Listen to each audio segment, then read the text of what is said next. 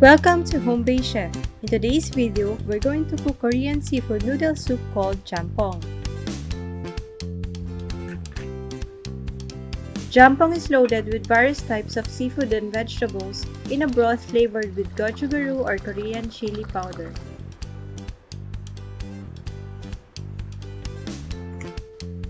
These are the ingredients which will also be posted on our website, homebasedchef.com.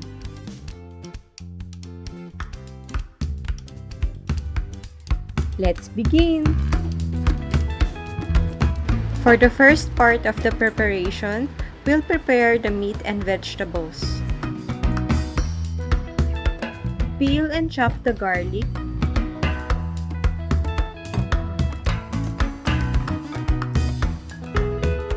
Peel and chop the ginger.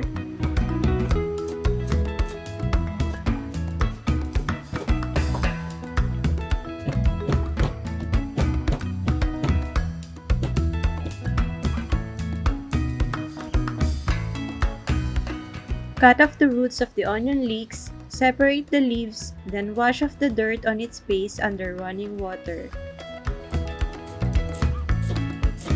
Chop half of the amount into thin rings.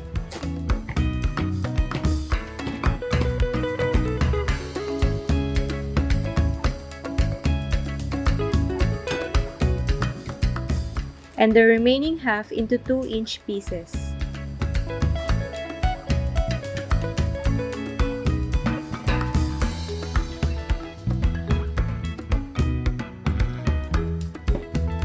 Peel and slice the white onion.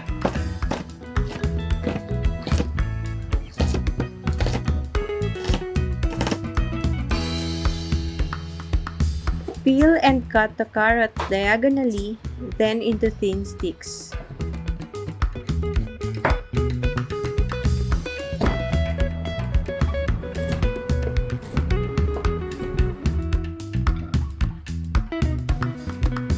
Cut off the ends of the zucchini and with the skin on, cut it diagonally, then into sticks.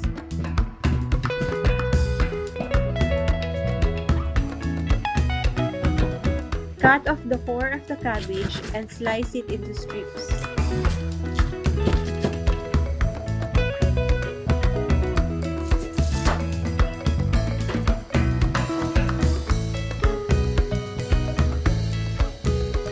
Cut off the base of the bok choy and make sure to rinse out all the dirt.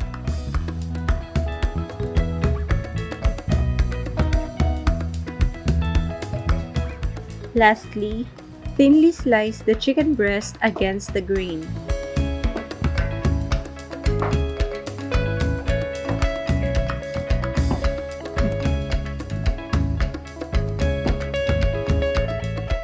For the second part of the preparation, we'll prepare the seafood. For the squid, remove the head including the ink sac and innards, then peel the skin.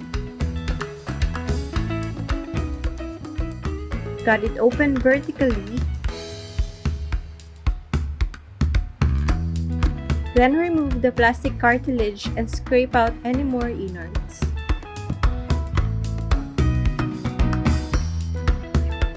Make crisscross incisions on the squid.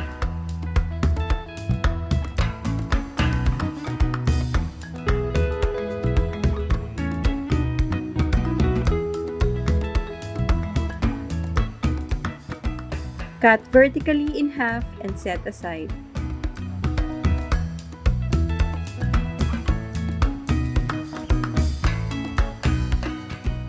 For the prawns, remove the head and the shell.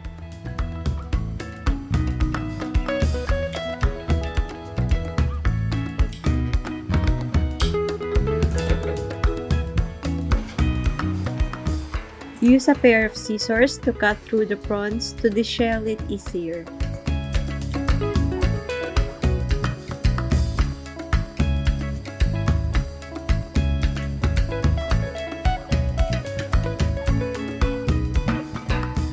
Make an incision along the back and devein the prawn.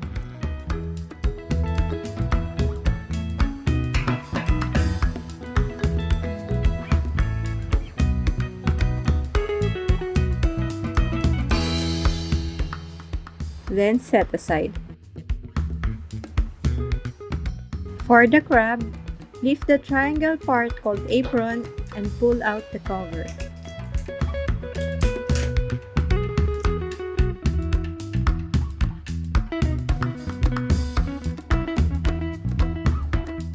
Then, trim off the legs.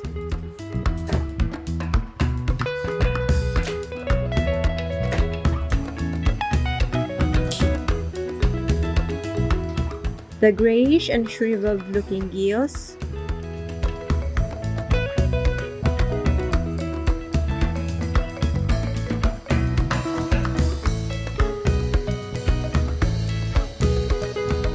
The eyes.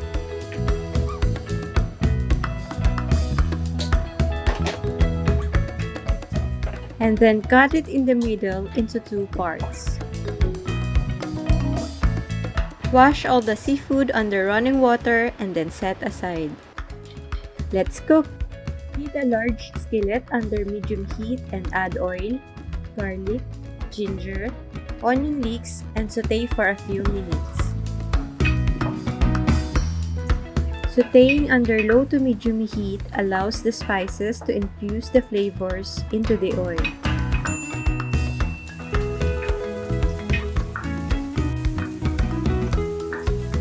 Now turn up the heat to high, then add the chicken and stir it for a few seconds.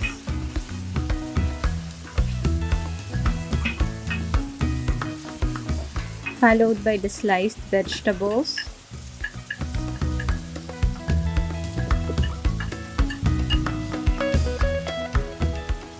and stir fry until the chicken turns white.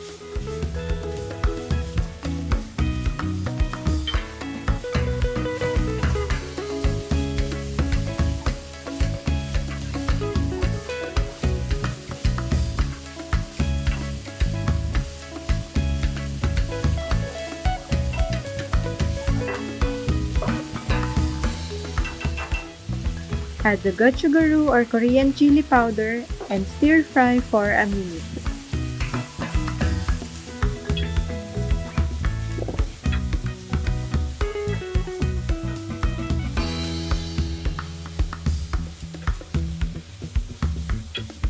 Pour the soy sauce around the skillet and add the oyster sauce.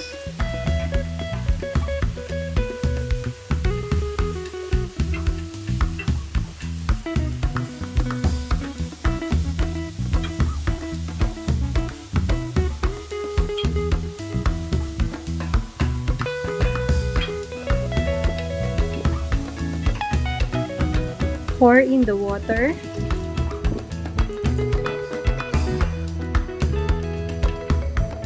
and also the cooking wine.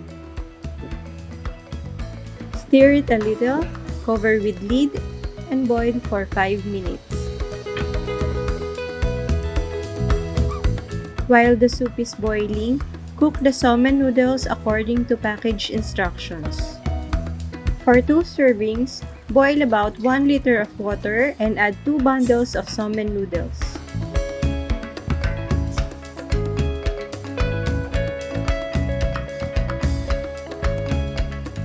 Boil it for about 3 to 5 minutes or until cooked firm.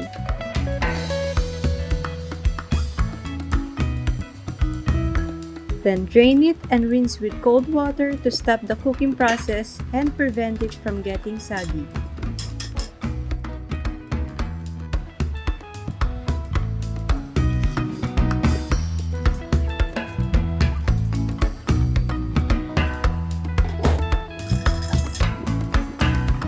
Let's check our soup.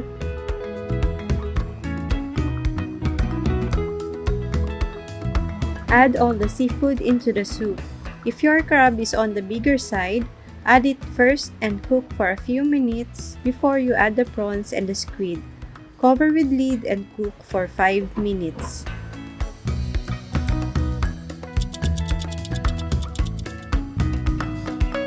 Adjust the seasoning if needed, then add the sesame oil, followed by the bok choy, and let it simmer while chopping up some green chili.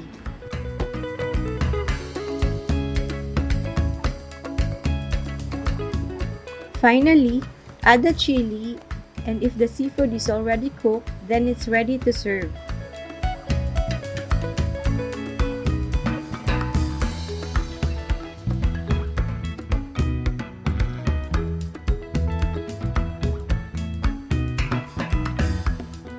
Let's plate. Transfer the noodles into a bowl, then add the soup and the vegetable next.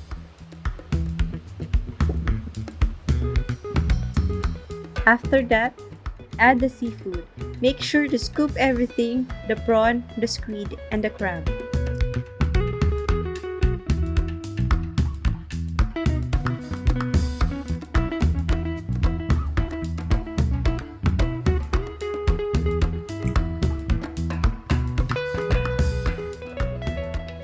Lastly, top it with bok choy and green chili. And this is our version of Korean Jjampong. We hope you can make this recipe at home, and if you do, please snap a pic and hashtag it #homebasedchef. Don't forget to hit like and subscribe to support our channel, and hit the bell icon to be notified with new videos. Bye! Next time on Home Based Chef, we will be cooking Korean-style baby back ribs.